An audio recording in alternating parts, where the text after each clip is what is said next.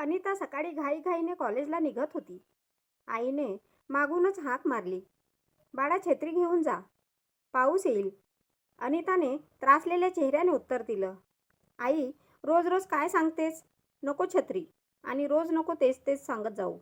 आई म्हणाली, ठीक आहे ग, पण काळजी घेत जा.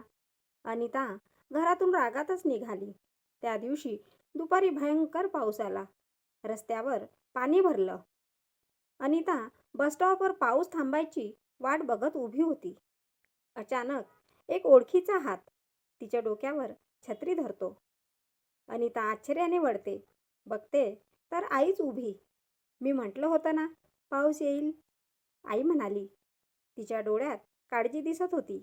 अनिता म्हणाली, आई मला माफ कर, मी तुझं ऐकलं तर नाहीच आणि तुझ्यावर राग केला. आई छत्री पुढे करत शांतपणे म्हणाली, बाळा रागावली तरी चालेल, पण माझं ऐकलंस तरी मी तुझ्यासाठीच आहे आणि नाही ऐकलं तरी तुझ्यासाठीच राहणार. आईच धावू शकते मुलांसाठी. त्या क्षणी अनिताला जाणवलं, आई फक्त शब्द बोलत नाही, ती भविष्य वाचते आणि प्रेमाने आपल्याला वाचवते. कथा आवडल्यास लाईक करा, कमेंट करा आणि चॅनलला सबस्क्राईब करा.